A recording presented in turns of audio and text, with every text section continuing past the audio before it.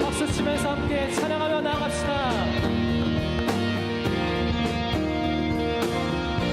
주님의 마음 있는 곳, 주님의 시선 있는 곳,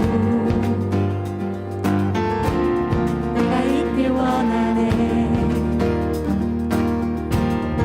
광야에 꽃을 피우시고 사막에 강물을 내시는 주의 놀라운 손길. 푸른 마르고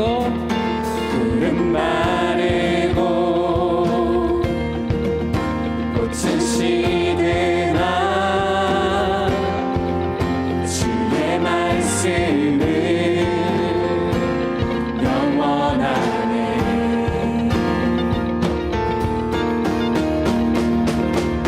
나의 마음 주의 성전이 되어 영원한 주의 말씀을 향해 주의 마음 있는 곳으로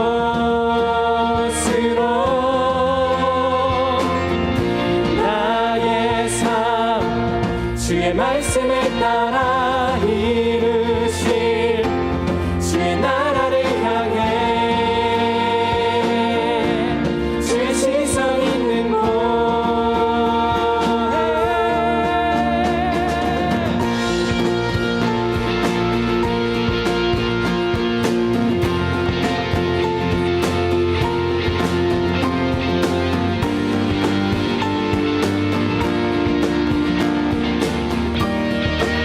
다시 한번 고백합시다. 주님의 마음 있는 곳, 주님의 마음 있는 곳, 주님의 시선 있는 곳,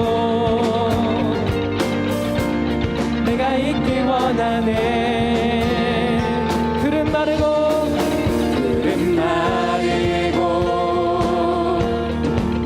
꽃은 시드나 주의 말씀은 영원하네. 전능하신 주,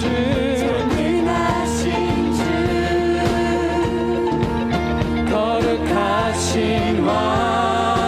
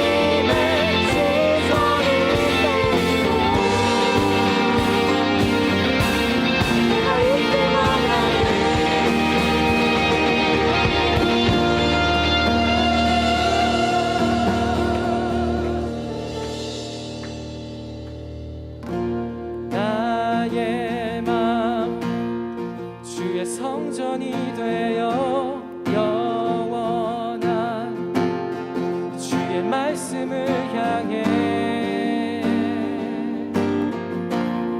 주의 마음 있는 곳으로 나의 삶 주의 말씀을 따라 이루실 주의 나라를 향해 주의 시선 있는 곳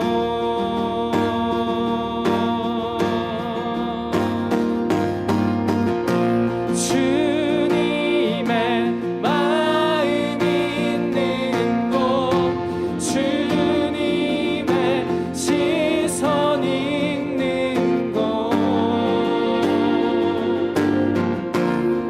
내가 있기 원하네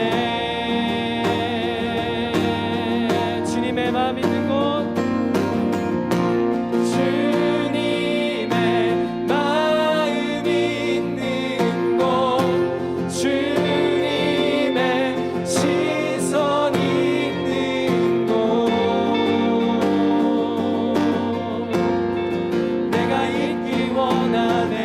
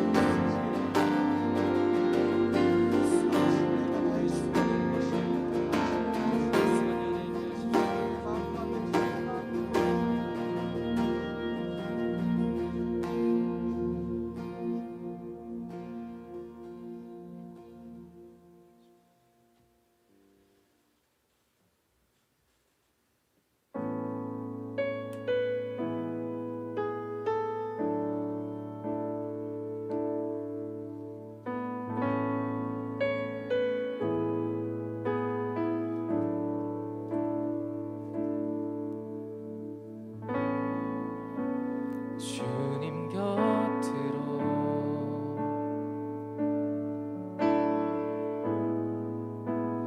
날 이끄소서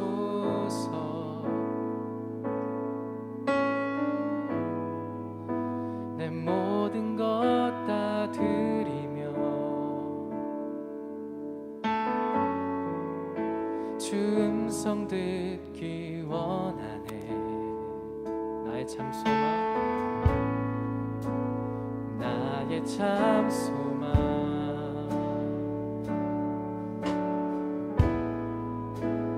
그 무엇과도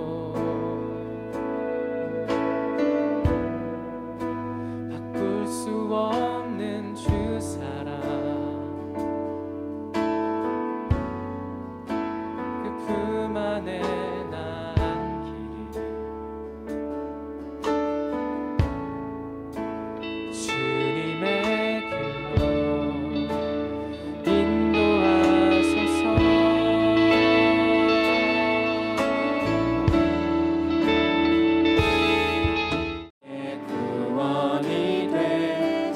다시 한번 여호와는 내 편이시라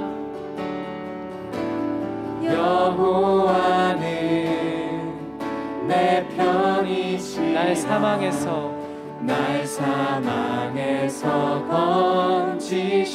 건지셨네 주는 나의 찬송이시요 주는 나의 찬송이시요 나의 구원이 되셨도다 주는 나의 하나님이시라 내가 주께 감사하리이다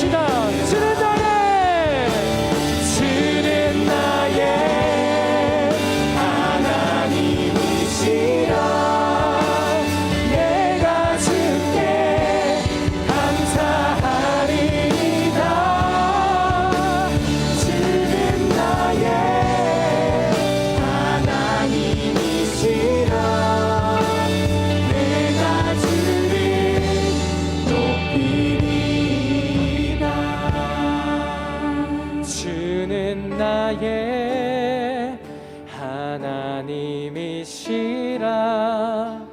내가 주께 감사하리이다. 주는 나의 하나님이시라. 내가 주를 높이리이다.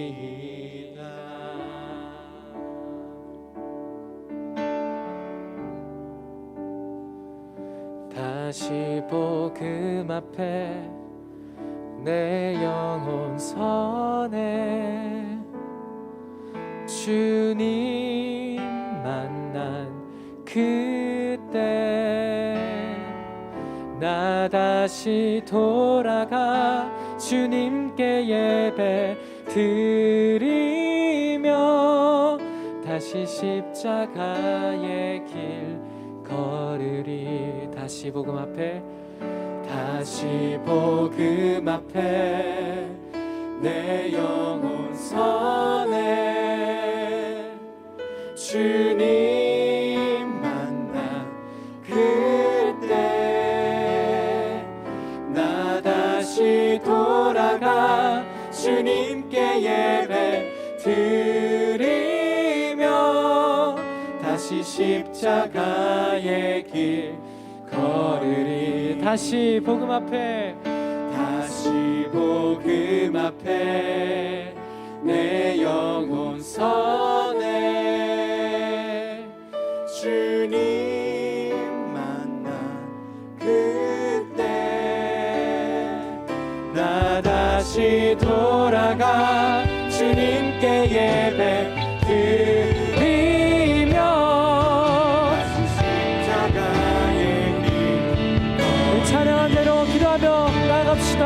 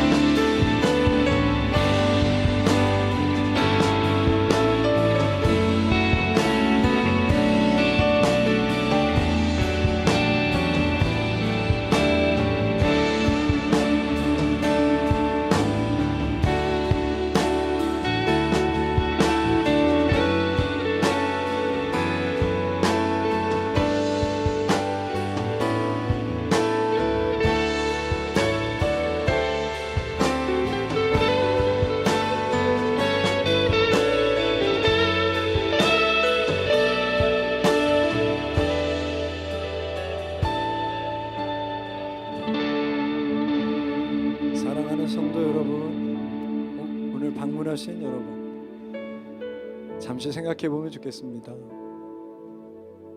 예수가 여전히 우리 삶에 중요한지,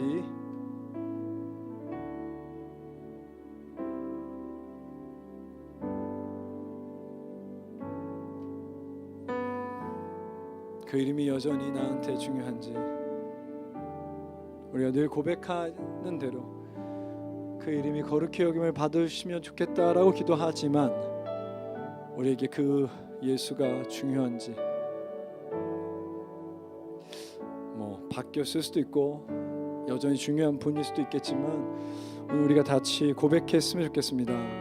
예수님, 저에게 너무나 중요한 이름입니다. 예수님, 저에게 중요한 분이십니다. 우리가 좀 그렇게 기도로 고백하면 좋겠습니다. 같이 기도하십시다. 예수님,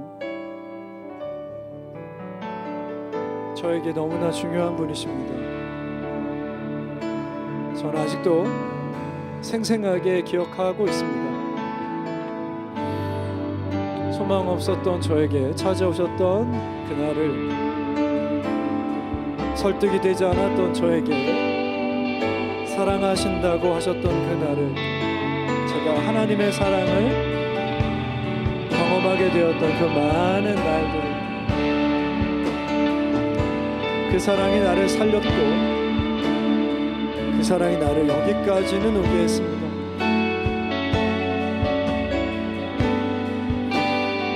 여전히 중요했으면 좋겠습니다. 여전히 중요해지십시오.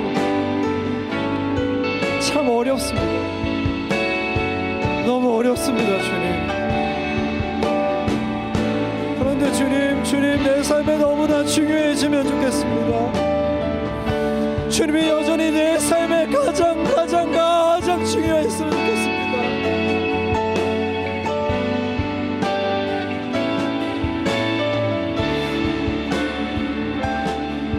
무엇보다 중요한 분이 예수 당신이면 좋겠습니다. 아이들도 있고, 저를 보고 있는 와이프도 있고, 동생도, 부모님들도 있지만,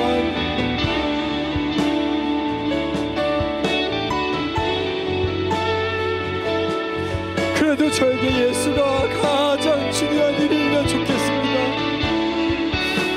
예수 때문에 결정하고, 예수 때문에 고민하고, 예수 때문에 내 삶에 못하는 것 많아지고, 예수 때문에 그렇게 살면 좋겠습니다.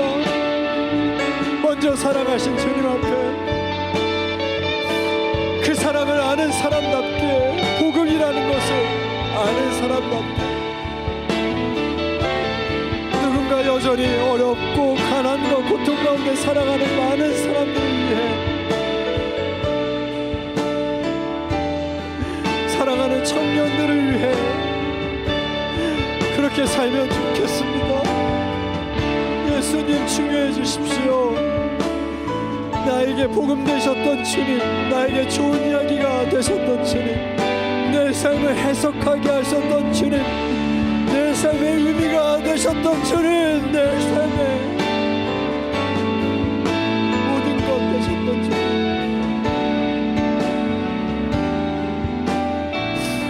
중요해 주십시오. 가장 중요한 분 되십시오. 가장 중요한 분 되어주십시오. 간절히 바랍니다, 주님.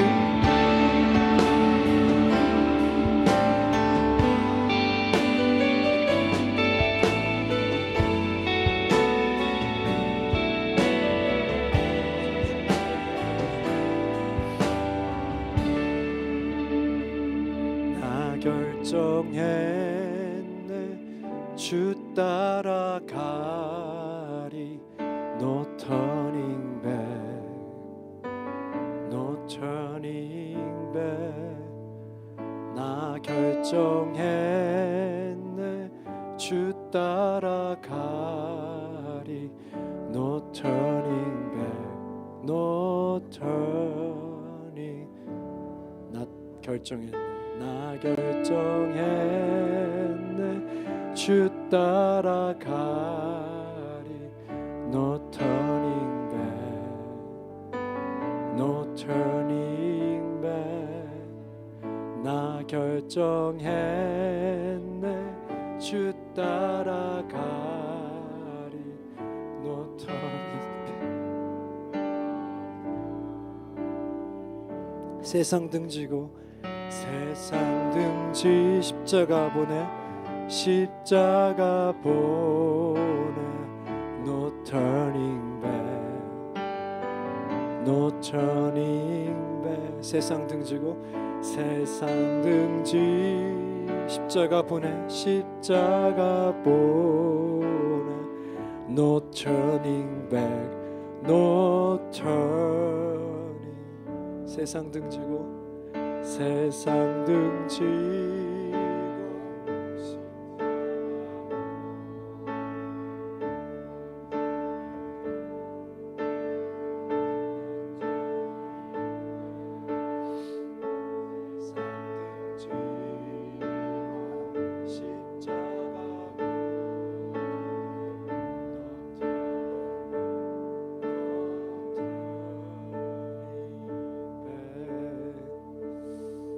오늘 중보할 때는 여전히 전쟁 중에 있는 러시아 우크라이나 상황을 놓고 기도하면 좋겠습니다. 제가 이번 주에 마음이 아팠던 건 그리스 러시아 정교회 대주교가 국가를 위해 싸우다 죽으면 천국에 갈 것이다, 국가를 위해서 죽어야 될 때가 왔다, 그럼 하나님의 축복을 받을 것이다 라고 푸틴과 같은 목소리를 내기 시작했다는 사실이었습니다. 이유가 있겠죠. 이유가 있다고 생각합니다. 근데 철학자 알투셀은 이런 말을 합니다. 종교가 정치와 한 몸이 되면 강력한 이데올로기를 위한 선전수단밖에 불과하지 않게 된다. 강력하게 시민과 국민을 통제하는 수단밖에 될 수 없다. 우리는 사랑에 대한 이야기를 해야 되는 종교가 아닌가 싶습니다. 용서에 대한 이야기. 정치하는 분들은 정치에 대한 이야기를 하시니까요. 심지어 전쟁터에서도 이것이 사랑인가 이것이 옳은 것인가를 고민하는 것이 성도의 자리라고 생각합니다. 여전히 전술핵에 대한 이야기가 나오기 시작했습니다. 우크라이나 동부가 합병되고 이것이 전술핵 사용으로 가는 어떠한 길이라는 얘기가 들려옵니다. 거기에 성도가 있습니다. 그 모든 의사결정 가운데 분명히 하나님을 아는 사람들이 있습니다. 오 주님, 그들이 느헤미야처럼 자신의 역할을 감당하게 도와주십시오. 주의 선을 드러내게 도와주시고 효과적인가 효율적인가 아니라 그것이 옳은 것인가, 하나님이 기뻐하실 만한 결정인가를 고민하는 성도들이 이제 숨어있지 않게 하시고 드러나게 도와주십시오. 빛을 발하라 하셨고 썩은 곳에 들어가 소금으로 부패를 막으라 하셨는데 빛과 소금 되는 교회들이 러시아 우크라이나의 수많은 그리스도인들이 이제 나타나게 도와주십시오. 지금도 일하고 있겠지만 더 열심히 일하게 도와주십시오. 그렇게 같이 중보하겠습니다. 기도하십시다. 사랑의 주님, 한낱 정치의 선전의 도구가 되어버린 신앙을 봅니다. 같은 목소리를 내고 어떤 고민도 없이 그것이 하나님께서 기뻐하신 일이라, 마치 이슬람의 과격분자들처럼 이슬람의 근본주의자처럼 똑같은 얘기를 하는 우리를 봅니다. 주님, 우리를 용서해 주십시오. 주님, 다른 이야기를 하셨습니다. 주님, 사랑이라 하셨습니다. 하나님을 사랑하고 이웃을 사랑하라 하셨습니다. 원수를 사랑하라 하셨습니다. 전쟁 가운데 있는 그 적을 사랑할 수 있는 방법을 고민하라 하셨습니다.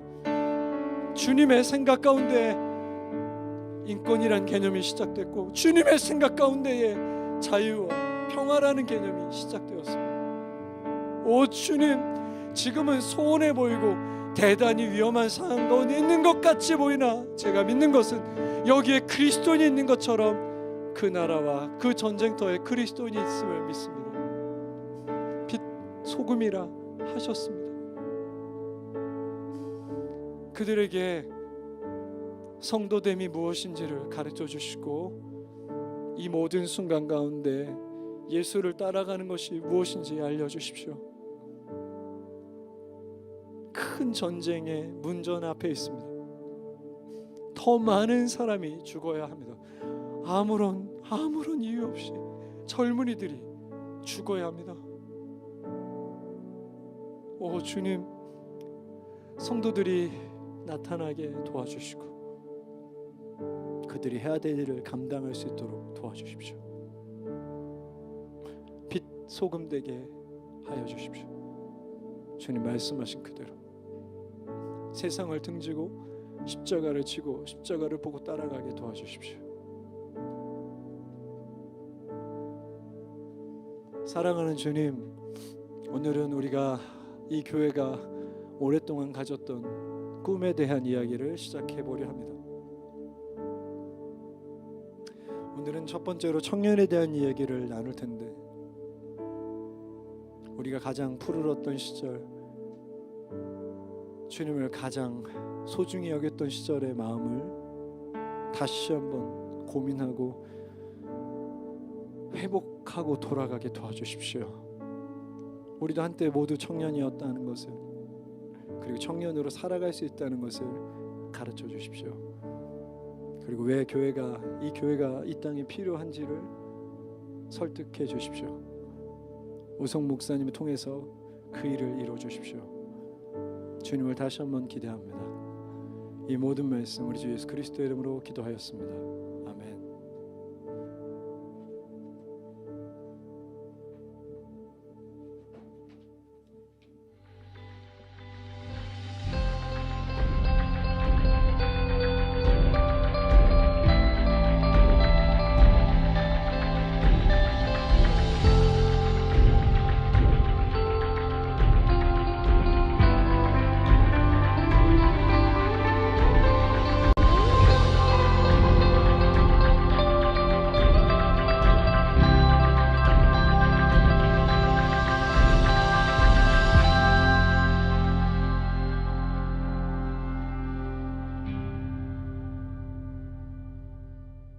여호수아 14장입니다.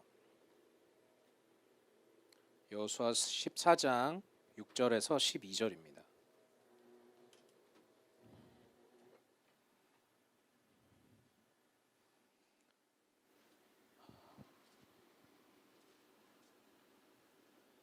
여호수아 14장 6절에서 12절을 제가 먼저 읽고 번갈아 가면서 읽고 마지막에 같이 읽겠습니다. 그때에 유다 자손이 길갈에 있는 여호수아에게 나오고 그니스 사람 여분네 아들 갈렙이 여호수아에게 말하되 여호와께서 가데스바네아에서 나와 당신에게 대하여 하나님의 사람 모세에게 이르신 일을 당신이 아시는 바라.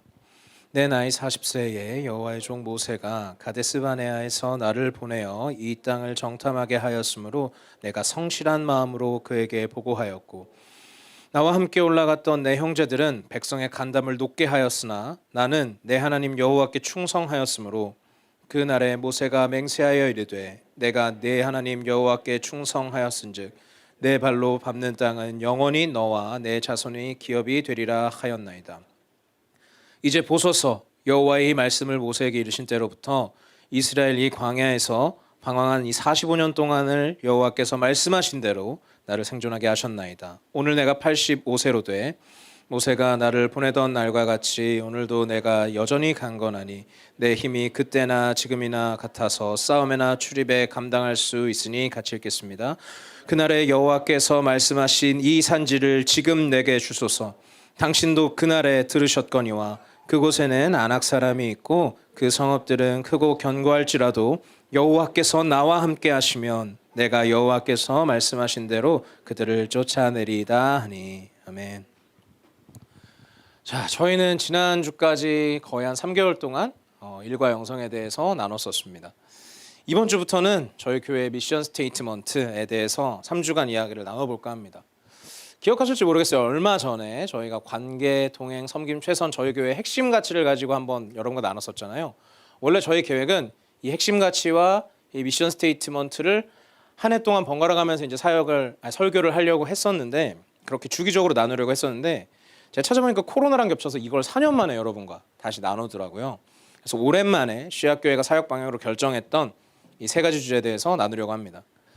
자, 청년, 사회적 약자, 동북아 이 세 가지인데 각각의 시간에 또 목사님들께서 자세히 설명해 주실 겁니다. 제가 여러분과 함께 나눌 주제는 청년이고요.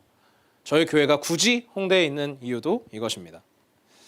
곧 크리스마스 씨앗 나눔을 3년 만에 다시 시작하는데 이게 뭐냐 하면요. 크리스마스 주간 전주 토요일 날 하거든요. 이번엔 크리스마스 이브가 토요일이더라고요. 그래서 이브에 할 것 같아요. 3년 만에 다시 해요. 이것은 누군가에게는 그날은 노는 날, 연휴, 이곳에서 즐거운 시간을 보내는 날이지만 이곳에 있는 청년 노동자들에게는 어쩔 수 없이 일을 해야 되는 시간이지 않습니까? 그래서 저희가 그분들에게 선물을 나눠주는 사역이에요. 그래서 그 사역이 있습니다.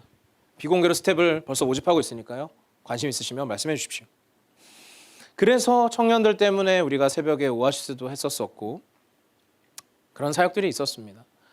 그래서 다시 시작되는 사역도 있고 여전히 멈춰있는 사역들도 있는데 오늘 하나님께서 다시 주의 마음을 새롭게 주신다면 씨앗에서 청년들을 위한 또 다른 새로운 혹은 새로운 일들이 또 시작될 거라고 믿습니다. 자, 그렇다면 청년 사역을 하겠다라고 했던 우리, 청년 사역을 하겠다는 교회인 우리는 과연 청년일까요? 목사님이 또 기도 제목으로 그렇게 나눠주셔서 참 신기했는데요. 오늘은 이런 질문으로 한번 시작해 보겠습니다. 여러분, 청년이 무엇이라고 생각하십니까? 그리고 이상한 질문을 해볼게요. 여러분 청년이십니까? 좀 이상하죠? 우리는 젊은데. 자, 그래서 누구를 과연 청년이라고 할 수 있겠는가? 아마 각각의 생각이 조금 다를 것 같아요. 지금 짧지만 한 30초에서 1분 정도 양 옆에 계신 분들끼리 저는 청년은 이것이 청년인 것 같아요. 같이 한번 나눠봐 주셨으면 좋겠습니다. 저도 잠시 들으러 내려갔다 올게요.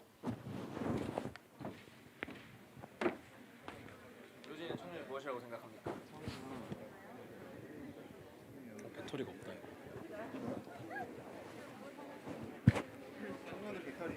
청년은 배터리입니까?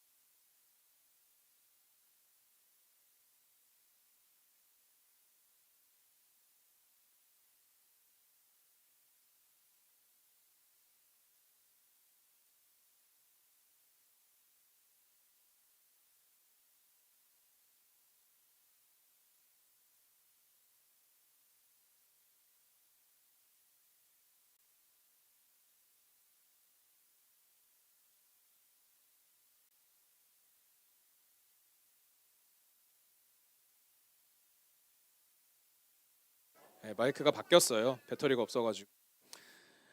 여러분 감사합니다. 어떻게 잘 나눠보셨나요? 저도 되게 멋있는 얘기를 들었어요. 마이크 배터리가 방금 나갔거든요. 옆에서 말씀해 주셨어요. 청년은 배터리다. 충전이 되는 것이 청년이다. 늙으면 다시 충전이 되지 않는다. 지쳐서 다시 일어날 수 없다. 순발력도 좋고 청년이죠. 재치 있는 청년이에요. 사실 저희가 씨앗교회를 개척하기 전에요. 1년 정도 먼저 개척 모임을 시작을 했었습니다. 준비를. 그때 아직도 기억이 나요. 지난주에 여기 올라오셔서 인사하셨던 민경민 선생님, 또 송호진 선생님, 그때 같이 개척 멤버셨거든요. 그래서 첫 모임을 거기 댁에서 했어요. 그래서 저희가 첫 모임 때 어떤 얘기를 했냐면 과연 누가 청년인가? 그것이 저희 교회의 첫 모임 첫 질문이었습니다. 그때 시편 110편 3절로 말했어요. 새벽 이슬 같은 주의 청년, 즐거이 헌신하는 주의 청년은 누구인가? 명규 목사님이 자세히 설명해 주실 거예요. 그게 벌써 8년 전이 됐더라고요. 그래서 오늘 다시 청년이 누구인가? 우리가 처음 시작했던 그 질문으로 저는 다시 되돌아가 보려고 합니다. 오늘 주인공은 갈렙입니다. 갈렙은 대표적으로 딱 두 장면에 성경에서 나왔어요.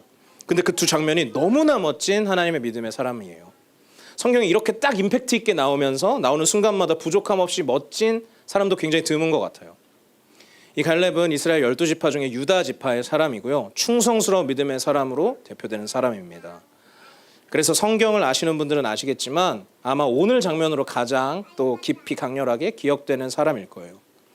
자, 근데 오늘 갈렙이 했던 이 고백과 오늘 사건을 좀 이해를 하려면 이 갈렙이 말했던 45년 전의 이야기를 조금 알아야 해요. 그래서 먼저는 그때로 잠깐 돌아가 보면 우리가 출애굽기 얘기를 정말 오래 듣지 않았습니까? 거의 1년 막 이렇게 들었었는데, 자, 그때 생각해 보면 하나님께서 이집트에서 450년 동안 노예로 고통스럽게 살던 이스라엘 백성을 모세를 통해서 건져주셨다. 그리고 그들을 하나님께서 예전에 아브라함에게 약속하셨던 그 약속의 땅 가나안으로 데려가기 시작하십니다. 그렇게 광야에서의 삶이 시작돼요. 광야에서 하나님과 하루하루를 보냅니다. 그리고 시간이 흘러서 2년이 지나고 나서 2년 동안 광야에서 살다가 2년 만에 그 가나안에 바로 앞까지 오게 됩니다. 그리고 나서 민수기 13장과 14장의 이야기인데요. 하나님이 자, 이제 바로 앞이야. 각 지파 12지파에서 대표 한 사람씩 뽑아 정탐 갔다 와. 그래서 정탐꾼을 12명을 뽑아서 40일 동안 정탐을 하고 옵니다. 근데 가서 봤더니 그 땅이 너무 좋은 거예요. 땅도 너무 비옥하고 문화도 너무 왕성하고 성도 되게 삐까뻔쩍하고 토지도 비옥하고 너무 좋았어요. 근데 문제는 그 땅 사람들도 굉장히 강해 보였던 거예요. 그래서 10명이 막 얘기했어요. 그 사람들 너무 세 보이던데요. 그러니까 갈렙이 딱 잠깐 다들 조용히 해봐. 조용히 시켜요. 그리고 지도자였던 모세에게 말을 합니다. 모세님, 우리 갑시다. 여호와 하나님이 계시지 않습니까? 약속하셨지 않습니까? 우리가 능히 하나님 약속대로 그 땅을 취할 수 있을 거예요. 그랬더니 갈렙과 여호수아를 제외했던 10명의 정탐꾼이 이렇게 얘기합니다. 성경에 이렇게 써 있어요. 악평을 했다. 그들은 너무 세고 크고 강한데 우리는 너무 보잘것이 없다. 그들과 비교하면 우린 그냥 밟혀 죽을 것 같은 메뚜기 같아. 우리는 다 죽을 거야. 물론 40일 동안 보고 낙심이 돼서 그렇게 생각할 수도 있고 말할 수 있다고도 생각을 해요. 근데 그 말이 끝나고 나서 너무 놀랍게도 14장 1절부터 민수기에서 이렇게 합니다. 민수기 14장에 갑자기 온 이스라엘 회중이요 밤새 통곡을 해요. 밤새 울어요. 소리를 높여서. 뭘 해보지도 않았고 시작도 안 했는데 부르짖고 통곡하면서 뭘 하냐? 하나님을 그렇게 원망을 합니다. 그리고 뭐라 그러냐면 야, 우리가 이집트에서 죽으면 좋지 않았겠어? 차라리 광야에서 죽었으면 좋지 않았겠어? 하나님이 죽을 데가 없어서 우리가 저 가나안에 들어가서 죽게 만드는구나.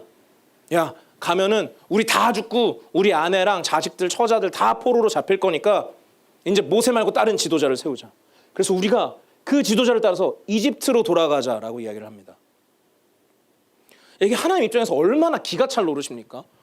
와, 다 건져줘갖고 여기까지 하루하루 왔더니 출애굽의 시작부터 광야에 물도 없고요. 낮에 더위로부터도 밤에 추위로부터도 생명을 보존할 수단이 아무것도 없는 그 광야를 수개월 수년 넘게 한순간도 하루도 아니고 한순간도 하나님의 기적과 인도하심이 아니었던 날이 없는데 보살피심이 아닌 날이 없는데 이스라엘이 이제 그 약속의 땅 가나안의 바로 앞에 와서 가나안을 보고 한다는 말이 저긴 너무 대단해. 우린 너무 초라해. 그러니까 못 들어갈 거야. 가면 죽을 거야. 절대 안 돼. 지금 우리 실력, 지금 우리 모습, 지금 우리 재정, 지금 우리 규모, 지금 우리 준비, 지금 우리 현실로는 가면 죽는 거 말고 아무 답이 없을 거야. 단 한순간도 여기까지 자기들의 힘으로 온 적이 없는 사람들인데 하나님의 약속이 버젓이 있는데 그 약속을 눈앞에 두고 한다는 말은 그저 세상의 시선과 자기들의 어떠함으로 안 될 거라고 말합니다. 이스라엘의 그 얘기를 듣고요, 여호수아와 갈렙이 그 자리에서 옷을 찢어요. 아, 제발 우리가 여호와를 거역하지는 말자. 하나님 약속하지 않으셨냐? 그래서 데려오신 거 아니냐? 죽이시려는 게 아니라 주시려는 거다. 여호와가 함께 하시니까 그들을 두려워하지 말자. 이렇게 얘기했어요. 진짜 멋있죠. 그럼 그 사람들이 그 정도 말했으면 어떻게 해야 돼요? 아, 그래 맞지. 회개하고 그러면 좋잖아요. 이 사람들이 어떻게 하느냐? 그 자리에서 돌을 들어서 두 사람을 쳐서 죽이려고 해요. 하나님이 그걸 보고 너무 화가 나서요. 다 죽여버리겠다 말씀하십니다. 근데 모세가 하나님을 겨우 뜯어 말려요. 그래서 하나님이 말씀하세요. 좋아. 지금 죽이지는 않을게.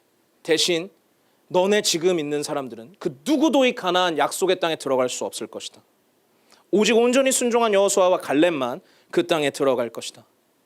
그리고 그 일이 실제로 이루어집니다. 그래서요 2년이면 끝났을 광야 생활이 40년이 광야 생활이 된 겁니다. 그 40년 왜 필요했는가? 이 거역했던 출애굽 1세대가 모두 죽을 때까지 그 시간이 필요했었어요. 그리고 오늘날 45년 뒤의 장면이 오늘 장면입니다. 이것은 여호수아서죠. 여호수아서는 배경이 모세가 죽고 시작되었던 이야기입니다. 아까 그 출애굽 1세대 전부랑 모세, 그 지도자 모세는 죽었어요. 이제 모세 이후에 새로운 여호수아라는 지도자가 세워지고 출애굽 2세대가 드디어 국경이었던 가나안의 요단강을 건너서 이제 시작되는 얘기입니다. 이제 드디어 그 약속의 땅을 들어가요. 이제 하나님께서 진짜 약속하셨던 가나안 땅을 차지해 나가는 과정이 쓰여 있습니다. 그리고 수많은 전쟁을 치르게 돼요. 기생 라합을 만나고 여리고 성이 무너지고 아간의 범죄가 있고 기브아 사람들한테 그냥 속기도 하고 그 사람들을 지켜줘야 되기도 하고 뒤에 보면 더 많은 전쟁들이 있습니다. 그리고 나서 12장에 보면요 여호수아가 정복한 왕들 이름이 이렇게 쭉 나오거든요. 얼마나 많은 전쟁을 했는지 짐작할 수가 있어요. 그런데 또 승리만 한 것도 아니고 많은 전쟁을 치렀지만 아직 끝나지 않았습니다. 아직 앞으로 치를 전쟁들이 훨씬 많이 남아 있었어요. 그래서 13장에 뭐가 나오냐? 아직 정복하지 못한 지역들의 이름이 쭉 나와요. 아직 하나님 약속이 실제로 다 이루어지려면 꽤 많이 멀은 거죠. 그리고 이렇게 말해요. 여호수아는 이제 나이가 많아서 늙었다. 곧 여호수아도 늙어서 끝날 거야. 그래서 그 뒤에 이제 쭉 땅 분배에 대한 얘기가 나옵니다. 이게 뭐냐면요. 아직 다 정복하지 못했지만 하나님이 약속으로 주셨잖아. 자, 이 구역은 너네 지파가 책임지고 정복해야 된다. 이 지역은 하나님의 약속이 이루어져야 된다. 너희의 기업이다. 이런 이야기들인 거죠. 그래서 오늘 초반 14장에 보면요. 원래 하나님이 모세에게 명령하셨던 대로 옛날에 각 지파별로 제비를 뽑아서 땅 분배를 하고 있었어요. 그런데 오늘 그때에로 시작하죠.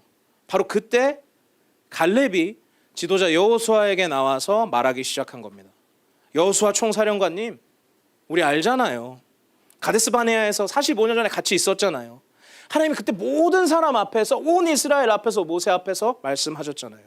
기억나요? 우리 같이 정탐하러 가는데 10명 다 낙담하게 했는데 우리 둘은 아니었잖아요. 성실한 마음으로 보고했고 하나님 여호와께 충성하지 않았습니까?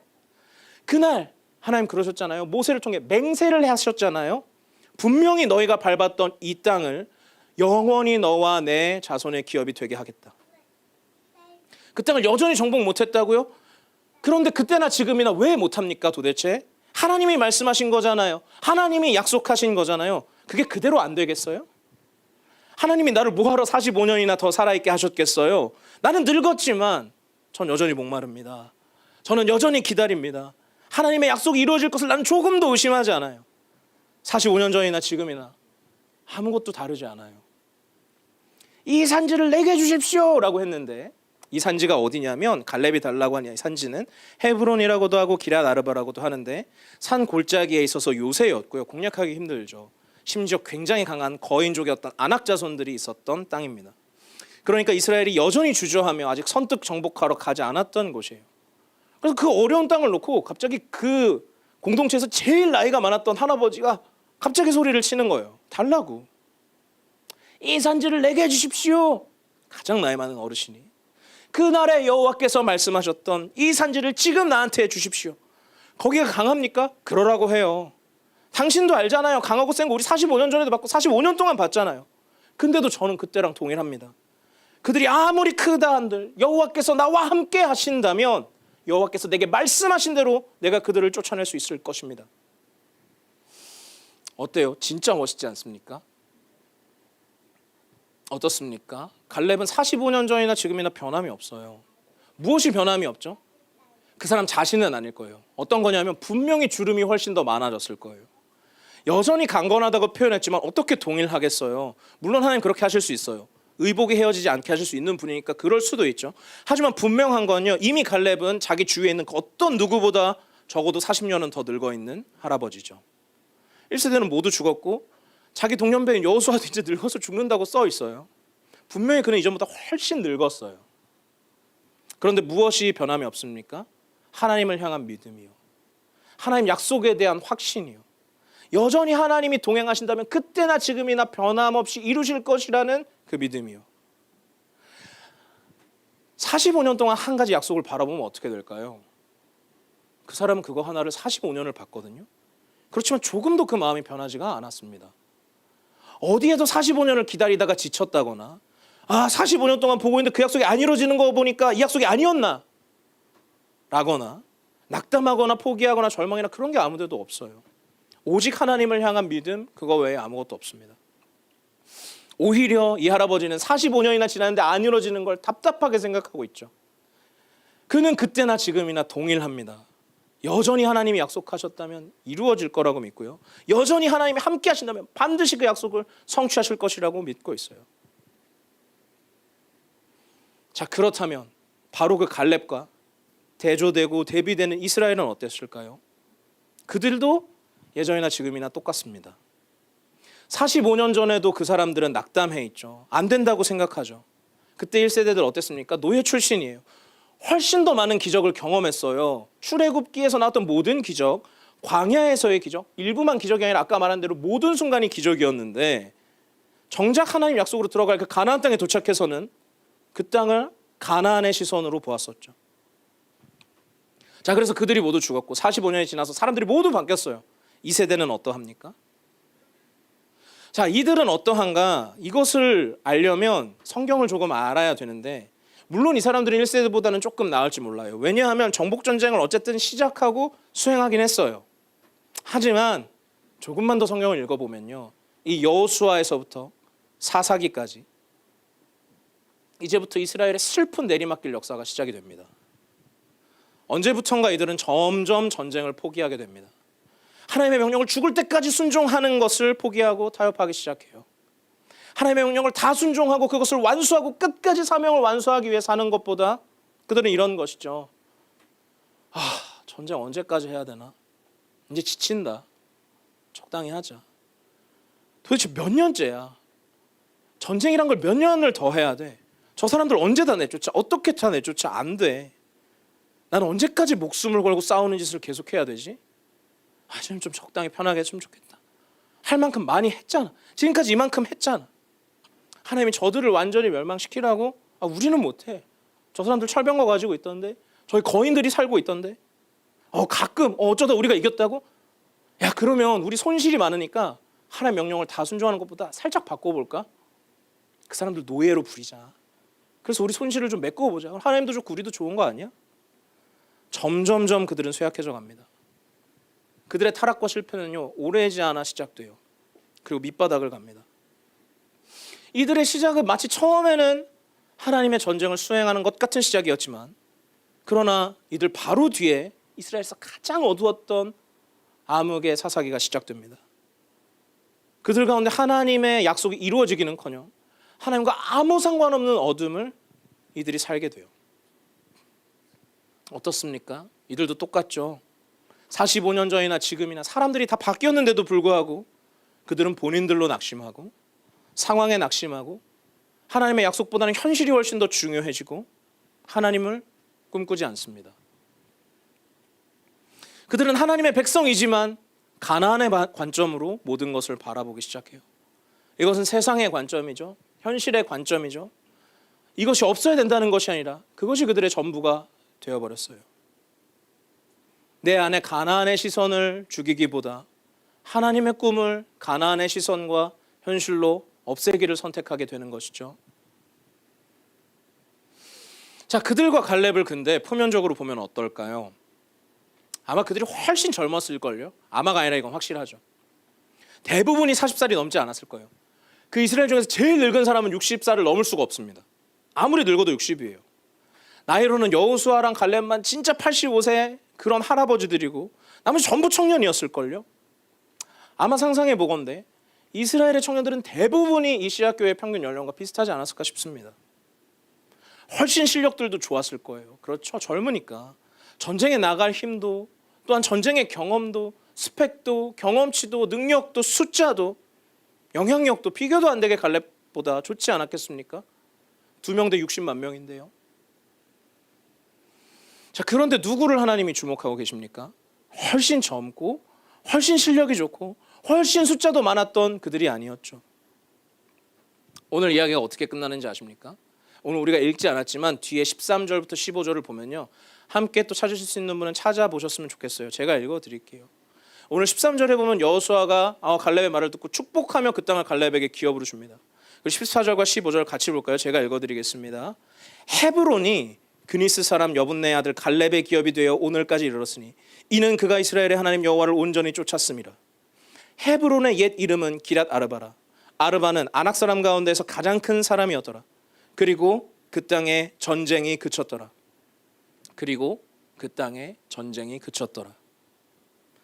기럇 아르바는 가나안식 이름이에요. 헤브론이라는 이름은 정복 전쟁이 완수된 이후에 불렀던 이름이라고 합니다. 14절에 분명히 말하고 있죠. 헤브론이 갈렙의 기업이 되었다. 그리고 그 땅에 전쟁이 그쳤더라. 이것은 하나님의 약속이 완수되었다는 것입니다. 하나님의 나라가 완성되었다는 뜻입니다. 다른 모든 것은 전쟁이 계속되고 계속해서 전쟁에 실패해가지만 갈렙 한 사람으로 인해서 헤브론에는 하나님의 뜻이 완성됩니다.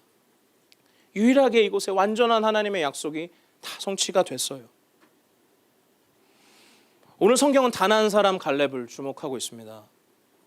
대체 그는 무엇이 달랐던 걸까요? 잠시 제 얘기를 나눠보면요, 저도 젊죠, 그쵸? 근데 제가 꽤 오랜 시간 최근까지 목회자로서 정말 쓸데없이 많이 위축되어 있기도 했습니다. 물론 그것을 이제 해결하셨으니까 이제 나눌 수 있어요. 최근 몇 년 동안 좀 오랫동안 오랜 시간에 걸쳐서 나의 위치, 정체성 그리고 여러 가지 고민들 이것들이 계속 이어졌지만 그래도 그 가운데 한 가지 딱 뭔가 기억에 남는 약간 임팩트 있는 순간이 뭐였냐면 작년 말 올해 초쯤에 우리 명규 목사님이 갑자기 나 갑자기 급하게 이때 설교를 못할 것 같은데 우성 목사 이거 설교 하나 해줄 수 있어요? 했는데 제가 못하겠는데요? 그랬어요. 물론 목사님이 그래 그럼 내가 할게 그러고서 하셨거든요. 근데 그게 아무렇지 않게 지나갈 수 있는 사건이었을지 모르겠지만 저한텐 그때 그 순간이 굉장히 괴롭더라고요.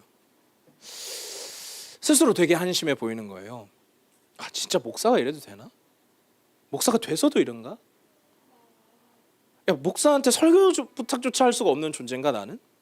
난 왜 이렇게 두려움이 많지? 왜 먼저 못한다고부터 생각하지? 그리고 왜 실제로 못하지?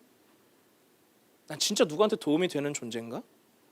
가장 가까운 사랑하는 형님한테도 도움이 안 되는데 내가 누구한테 도움은 되나? 목사가 되어버렸는데 스스로 너무 쓸모없어 보이는 거예요. 훨씬 더 긴 고민들이 있었습니다. 근데 저의 길었던 고민들을 아주 짧게 나눠보자면 이런 거였어요. 너무나 좋은 우리 두 형님 밑에 우리 명규 목사님, 기백 목사님 밑에 있는데 나는 뭐지?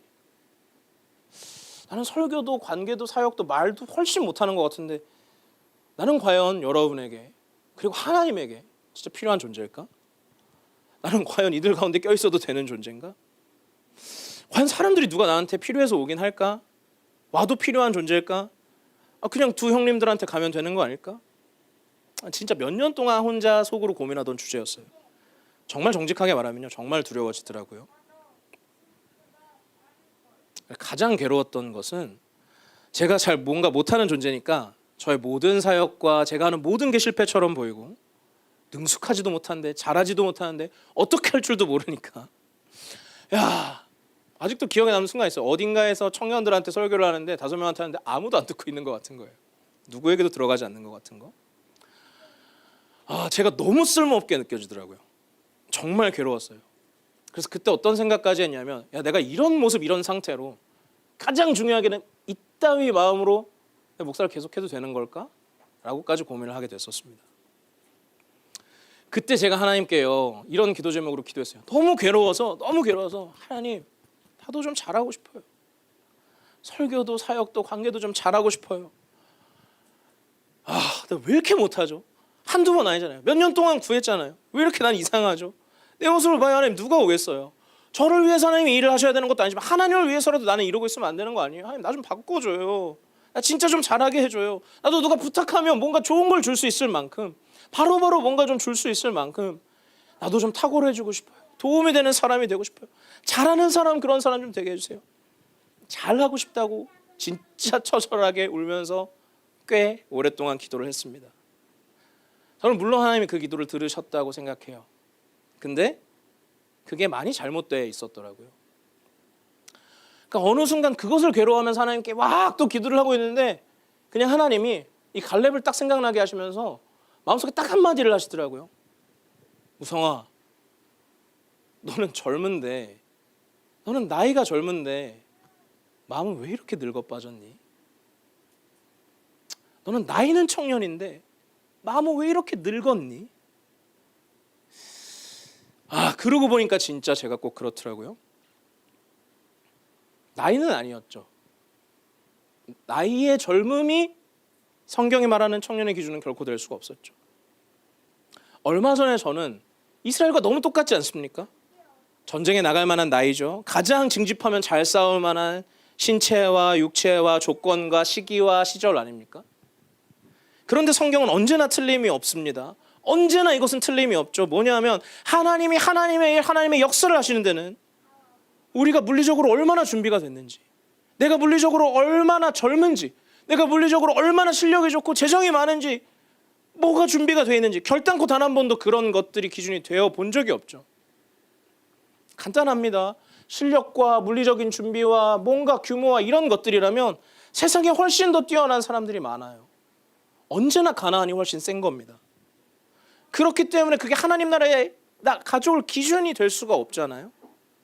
그런데 저는 이스라엘과 똑같았던 거예요. 단 한 번도 하나님이 기준으로 한 번도 바라보지 않았던 것으로 나를 바라보고 기준으로 삼고 있었던 거죠. 난 실력이 왜 이 모양이지? 나 왜 이렇게 못하지? 왜 이렇게 경험이 없지? 왜 아는 것도 없지? 왜 가진 것도 없지? 더 갖춰야 되지 않을까? 더 공부해야 되지 않을까? 더 유려하게 말을 해야 되지 않을까? 더 유능해야 될까? 훨씬 더 잘해야 지금 나 현실이라면 가능성이 없지 않을까? 훨씬 더 잘해야 가능성이 있지 않을까? 혹시 여러분은 지금 어떠십니까? 혹시 우리 가운데에도 얼마 전에 저와 이스라엘 같은 시간을 지금 보내고 계시는 분들이 계십니까?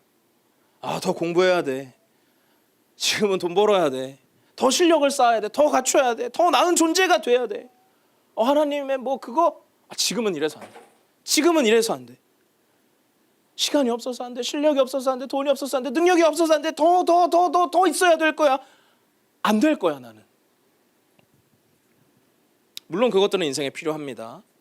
그런데 그것이 전부가 되어버린 삶, 그것이 없으면 마치 안 되는 것처럼 사는 삶은 과연 누구를 쫓아서 살고 있는 삶일까요? 목사한테 뭐가 필요했을까? 아니, 하나님이 부르신 성도에게 뭐가 필요했을까? 그랬던 제게 하나님이 몇 가지를 깨닫게 하셨던 것들이 있습니다. 그때 무엇이 청년인가? 갈렙을 통해서 딱 한 가지를 하나님 말씀하셨어요. 나이가 청년이 아니라는 거였어요. 뭐냐 하면 바로 마음인 것이죠. 바로 하나님의 꿈에 완전히 사로잡힌 자라는 것이죠. 여러분 뭐에 씌인 사람 본 적 있어요? 귀신에 씌었거나 완전히 막 몰두했거나 완전 뭐에 씌인 사람 본 적 있습니까? 어때요? 눈빛부터 다르지 않습니까? 일단 눈이 돌아 있잖아요. 와, 이 사람 진짜 완전 눈이 돌았는데, 완전 뭐에 씌어 있는데, 이 사람 완전 여기 지금 이렇게 돼 있는데, 무언가에 완전히 사로잡힌 사람은 그것이 숨겨질 수가 없죠. 그냥 보면 알죠. 그리고 그것이 정확하게 그 사람을 움직이고 있습니다. 와, 눈빛만 봐도 이 사람이 뭐에 사로잡혔는지가 다 보이는데, 나는 목사가 돼서, 아니 성도가 하나님한테 완전히 사로잡혀야지, 뭔가 이상한 것에 사로잡혀가지고 내가 두려워하고 스스로 메뚜기라고 여기고 있었구나. 와, 다른 사람들도 그거 진짜 다 봤겠다. 진짜 부끄러웠어요. 진짜 부끄러웠어요. 제가 실력이 없는 게 부끄러웠던 게 아니라, 도대체 하나님이 성도라고 부르신 내가 하나님이 아니라 다른 게 없어가지고 내가 안 된다고 그렇게 고통스러워서 몇 년을 부르짖었던 게 너무 부끄러웠어요. 내가 진짜 미쳤구나. 정신이 나갔구나. 그래서 그날부터 제 기도는 바뀌었습니다. 하나님, 잘하게 해주세요. 네, 저 기도할 거예요. 그리고 저 진짜 열심히 노력할 거예요. 포기하지 않을 거예요. 근데 그거 중요하지가 않아요. 하나님, 더 이상 나 그거 필요하다고 얘기 안 할게요. 하나님, 제가 좀 투박해도 좋습니다. 모자라도 좋습니다. 그러나 하나님께 완전히 사로잡히게 하여 주십시오. 하나님께 완전히 사로잡히게 하여 주십시오. 하나님의 그 열망이 내 안을 가득 채울 수 있게 하여 주십시오. 그래서 하나님이 뭘 원하시는지 그것이, 오직 그것이 나를 움직이게 해 주십시오. 제 어떠함이 아니라 하나님의 어떠하심이 이루실 것이기 때문에, 하나님, 제가 잠시 정신이 나갔어요. 한순간도 하나님의 인도하심과 기적이 아니었던 적이 없는데 내가 뭘 구하고 있었던 거죠? 지금 제가 진짜 미쳤었습니다. 제가 어떠하든지 제가 아니라 하나님을 붙잡겠습니다. 하나님 약속을 붙잡겠습니다. 하나님, 하나님한테 사로잡히게 하여 주십시오. 당신이 이루시니까 당신이 제 안에 오직 가득하게 하여 주십시오. 당신의 열망과 당신의 꿈이 완전히 나를 사로잡게 해 주십시오. 하나님, 그래서 제가 지식을 전달하고 말을 잘하는 사람이 아니라, 가르치는 사람이 아니라, 하나님의 꿈을 누군가에게 심어줄 수 있는 사람이 되게 해주십시오.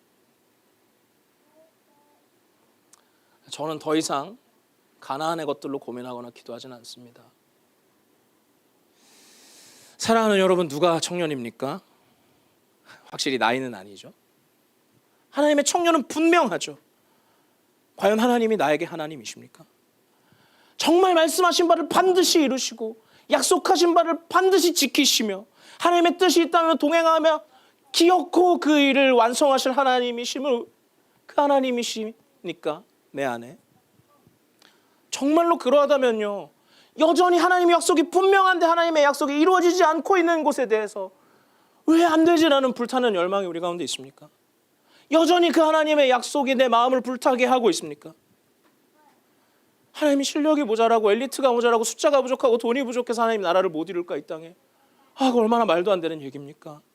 그건 그냥 가난이죠. 무엇이 없어서 하나님이 이 땅에 하나님 나라를 이루지 못하셨는가? 이 하나님의 청년이 없어서. 하나님의 믿음을 다 잃어버렸기 때문에 이스라엘이 그 땅에는 전쟁이 멈출 수가 없었던 것이죠. 출애굽 1세대에도 장정만 60만 명이었습니다. 그때도 갈렙과 여호수아 단 둘이었고, 출애굽 2세대에서는 이제 여호수아는 곧 죽어요. 장정만 또 60만 명이에요. 아무리 적어도 사람이 200만 명이 넘을 거예요. 근데 갈렙 딱 한 사람이었어요. 하나님의 꿈으로 불탔던, 하나님의 열망으로 가득 차 있던 이 갈렙 한 사람뿐이었던 것이죠. 어떻게 전쟁이 끝났는가? 어떻게 하나님의 뜻이 완수되었는가? 더 많은 실력, 더 많은 사람, 더 많은 군대, 더 많은 준비가 아니라 하나님의 약속에 굳게 붙잡혀 있던 한 사람. 이 한 사람 때문에 그 땅의 전쟁이 멈출 수 있었죠. 무엇입니까? 하나님이 여러분 각 개인의 마음에 주셨던 하나님의 꿈은 있으시지 않으실까요? 더 잘 먹고 잘 살고 더 공부하고 학위를 더 따서 이직을 하고 연봉을 높이고 돈을 훨씬 더 많이 벌고 투자에도 성공해서 더 좋은 집, 안정적인 삶, 행복하게 사는 것. 저도 너무 좋습니다. 그리고 하나님 그거 중요하게 생각하세요. 강조도 하세요. 그런데 혹시 마음속에 그것이 전부가 되어버려 계신 분은 없습니까? 저도 두려우니까 그거부터 보이더라고요. 정말 근데 고작 그런 것이 성도에게 꿈이 될 수 있을까요? 그것이 성도의 열망이 될 수 있을까요? 천지를 지으신 하나님이 정말 좀스럽게 그런 걸 성도의 꿈이라고, 하나님의 꿈이라고 주시진 않지 않겠습니까? 무엇입니까? 정직이든 정결이든 거룩이든 사랑이든 섬김이든 선교이든 우리가 하나님의 사람이라면, 우리가 하나님의 청년이라면 우리 마음 가운데 나로부터 시작된 것이 아니라 하나님으로부터 시작된 불이 있지 않겠습니까? 내가 붙인 불 말고 하나님으로부터 시작된 불. 하나님이 진짜로 원하시기 때문에 내가 하나님 자녀니까 하나님 때문에 내 마음이 불타고 있는 그것이 우리 가운데 있지 않습니까? 근데 저도 그랬고, 우리가 만약 이것이 없다면, 마음속에 이것이 사라져 있다면 우리가 도대체 무엇으로 하나님의 청년이라고 할 수가 있죠? 도대체 이것이 없이 어떻게 하나님의 나라가 어떻게 청년들 가운데 나타날 수 있겠습니까? 아무리 실력이 좋고 아무리 준비가 많이 되고 아무리 뭔가 많아도 이것이 없이는 우린 그냥 가나안의 메뚜기가 될 뿐이죠. 오늘 설교 딱 두 문장으로 바꿔볼까요? 그들은 늘 안 될 이유를 찾았다. 갈렙은 왜 안 되냐고 늘 말했다. 그들은 세대가 바뀌고 사람이 다 바뀌어서도 안 될 이유를 현실에서 찾기에 바빴고, 갈렙은 45년이 지났는데도 계속해서 왜 안 되냐고, 안 될 이유가 없다고 말했다. 왜? 하나님의 꿈에 완전히 사로잡혀 있었기 때문에. 사랑하는 여러분, 어떠십니까? 혹시 얼마 전에 저처럼 하나님의 꿈을 꾸는 것이 멈춰진 분들이 혹시 계십니까? 분명히 내 안에 있었고 나는 시작했었지만 어느샌가 지쳤고 현실이 너무 나에게 커졌고 내 머리와 과거의 경험과 내 입속에는 있지만 이제는 그저 현실과 가나안의 시선만 내 안에 남아 계시는 분들이 혹시 계십니까? 그게 지금 유일한 마음이 되어 있는 분들이 계세요? 저도 똑같았습니다. 늘 안 될 이유를 찾고 있었어요. 이래서 안 되고 이래서 안 되고 저래서 안 되고 나는 못하니까 안 될 거야. 나는 못할 거야. 이게 훨씬 더 준비돼야 될 거야. 설교를, 실력을, 시간을, 말을, 물질을, 실력을, 환경을. 영원히 안 채워질걸요. 영원히 못 채울 겁니다. 왜냐하면 이집트도 가나안도 못 채워주니까 하나님이 우리를 끄집어서 하나님께 데려가신 것 아니겠어요? 그런 것들이 필요한 게 아니었죠. 그렇기 때문에 우리는 하나님의 꿈에 완전히 사로잡히는 것이 필요합니다.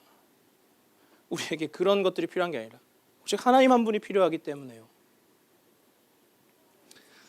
주 안에 사랑하는 여러분, 우리 다시 처음에 했던 질문으로 돌아가 볼까요? 우리는 청년입니까? 그렇다면 무엇이 지금 나를, 무엇이 우리를 결정하게 하고 있습니까? 전쟁이 멈추는데 무엇이 필요했는가? 숫자도 실력도 나이도 아니었고, 하나님의 꿈에 사로잡힌 사람, 그 생생한 믿음으로 살아갔던 사람, 하나님은 그 단 한 사람이 필요하셨다. 주 안에 사랑하는 씨앗교회 청년 여러분, 우리가 진짜 하나님의 청년으로 살아가기를 원하십니까? 그렇다면 딱 한 가지만 구합시다. 하나님, 제가 하나님 꿈에 완전히 사로잡히게 하여 주십시오. 하나님이 꾸시는 꿈을 내가 꾸게 해 주십시오. 그게 나를 움직이게 해 주십시오. 우리 중에 한 명이라도 그 하나님의 꿈에 사로잡힌다면요, 하나님 그 한 사람 통해서 이 시대를 바꾸실 겁니다. 그리고 그 땅의 전쟁을 멈추게 하실 거예요. 우리 같이 노래했으면 좋겠는데요, 진짜 오랜만에 불러보는 찬양입니다. 그래서 우리의 가슴 가운데 무엇이 있는지 하나님의 꿈, 하나님의 마음을 우리가 간절히 바라면서 함께 노래했으면 좋겠습니다.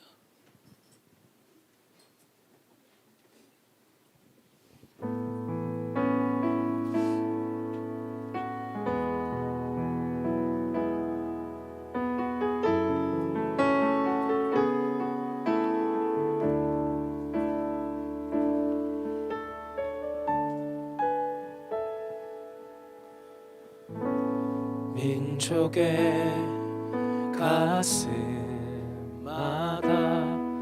피 묻은 그리스도를 심어 이 땅에 부르고 푸른 그리스도의 계절이 오게 하소서. 오게 하소서. 이 땅에 하나님의 나라가 이루어지게 하옵소서. 모든 사람의 마음과 교회와 가정에도 하나님 나라가 임하게 하여 주소서. 주의 청년들이 예수의 꿈을 꾸고 인류 구원의 환상을 보게 하소서. 한 손엔 복음 들고 한 손엔 사랑을 들고 온 땅 구석구석 누비는 나라 되게 하소서.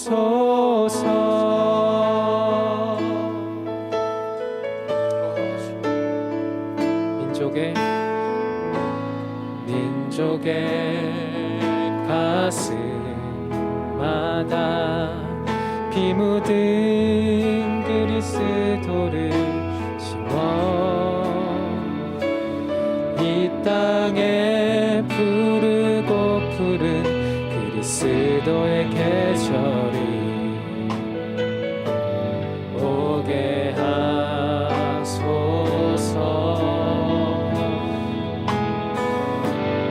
오게 하소서. 이 땅에 하나님의 나라가 이루어지게 하옵소서.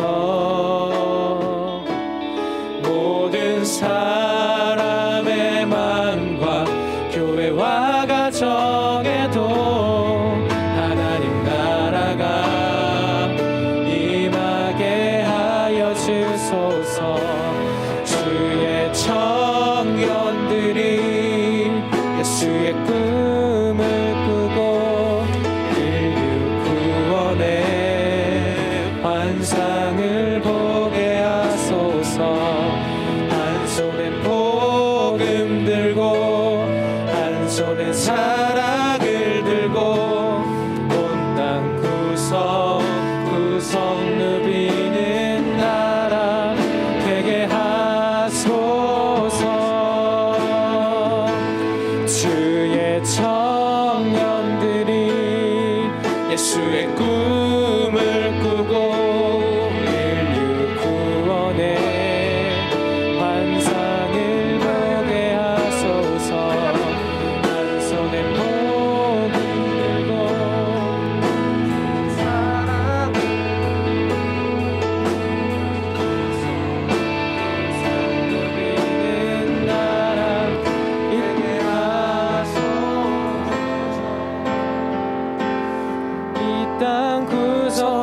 구석에서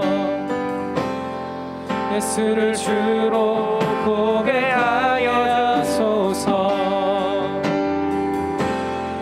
하늘의 뜻 이 땅에 이루어 주소서. 주의 나라 되게 하소서.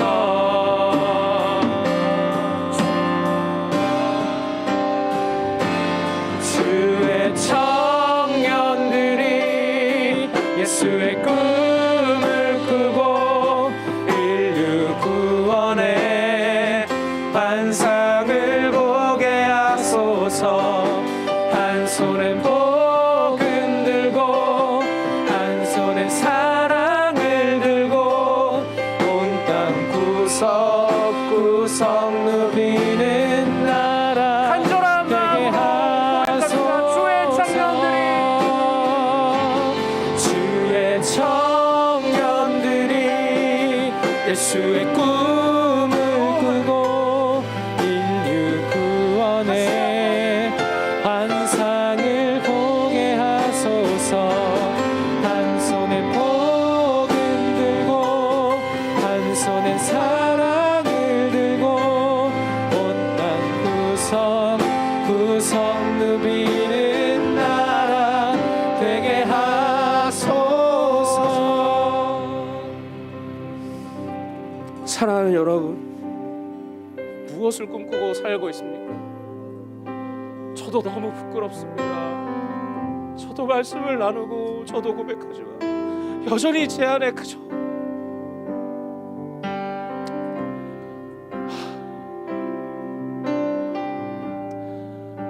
예수께서 피를 묻혀 우리에게 전해주셨는데 우리가 예수의 피보다 진하다고 말하는 것들은 무엇입니까? 이 시간 회개하며 간절히 구합시다. 오 하나님, 다시 한번 우리가 주의 꿈을 꾸게 하여 주십시오. 다시 한번 오직 주에게 온전히 사로잡히게 하여 주십시오. 아버지의 꿈이 우리의 꿈이 되게 하여 주십시오. 모든 것이 되게 하여 주십시오. 우리가 간절한 마음으로 하나님께 구하겠습니다. 기도하시겠습니다. 하나님, 하나님, 주의 마음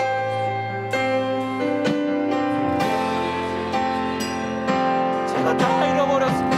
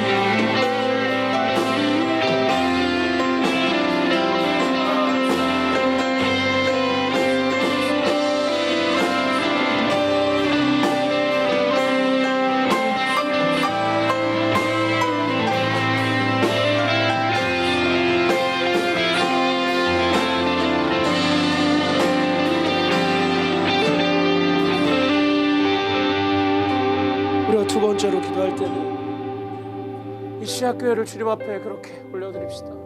하나님, 이 씨앗교회가 오직 주의 꿈이 교회를 움직이도록, 오직 하나님의 뜻이 우리를 결정하도록 우리가 그런 교회가 하나님 앞에 될 수 있도록 제발 이 씨앗교회가 하나님의 꿈을 꾸고 하나님의 꿈을 그렇게 움직이는 교회 되도록 우리가 이 교회를 주님 앞에 올려드립시다. 같이 기도드리시겠습니다. 사랑하는 주님, 씨앗을 주님 앞에 올려드립니다.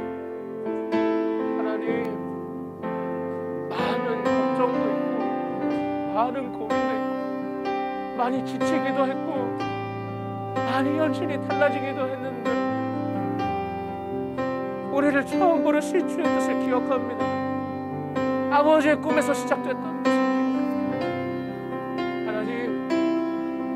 하나님, 이 씨앗이 오직 주의 꿈이 이루어지는 교회 하여 주십시오. 오직 주의 꿈을 꾸는 교회 되게 하여 주십시오. 하나님, 그래서 새 일이 시작됩니다. 여전히 새 일을 행하시기 원하시는 주, 여전히 꿈을 꾸고 계시는 주, 주의 열망을 같이 열망할 수 있는 이 교회 되게 하여 주십시오. 그래서 우리 못한다는 것들 다 깨지고 하나님을 위해서 왜 못하냐고, 하나님이 원하시는데 왜 못하냐고 말하고 움직일 수 있는 교회 되게 하여 주십시오. 주님, 그런 교회 되게 해주십시오. 하나님이 시작하셨지 않습니까? 하나님의 꿈을 우리 가운데 부어주지 않았습니까? 다시 한번 기억하게 해주십시오. 다시 한번 부어주십시오. 그리고 새롭게 눈을 갖고 부어주십시오. 어린 주님이시니까, 주님이 버리시니까 하나님의 꿈이 우리의 모든 뜻 되게 해주십시오. 하나님의 열망이 우리의 뜻이 되게 해주십시오. 무엇이 새로워져야 되겠습니까? 다 말씀해 주십시오.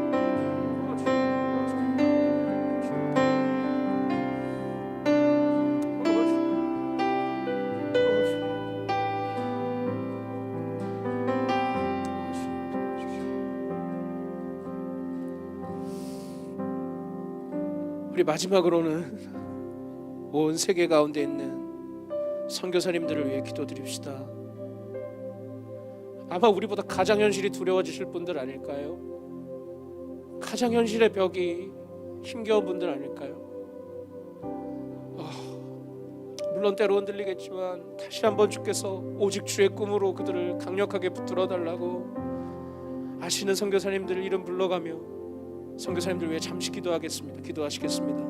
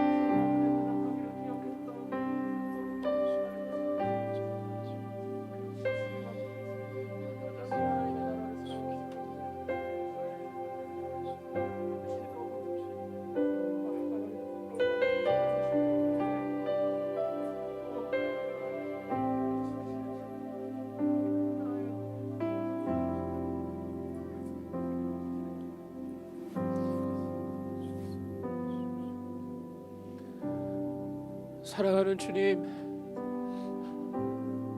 주께서 가장 먼저 우리 한 사람 한 사람에게 내 꿈은 너였다 찾아와 주셨고 예수의 피로 그것을 묻혀주셨고 나의 꿈은 다른 사람이란다 말씀해 주셨는데 너무 부끄럽습니다. 주님, 어느새 내가 살아야 할 삶, 마음속에는 온통 가나안의 것들이 가득합니다. 하나님, 다시 한번 오직 주의 꿈이 우리를 모두 사로잡게 하여 주십시오. 주님, 그래서 나의 결정이, 우리 씨앗의 결정이 오직 하나님의 마음이게 하시고 오직 하나님께서 꿈꾸시고 열망하시는 그것이 우리도 사모하며 끝까지 꿈꾸는, 그래서 그렇게 결정되는 우리가 되게 하여 주십시오.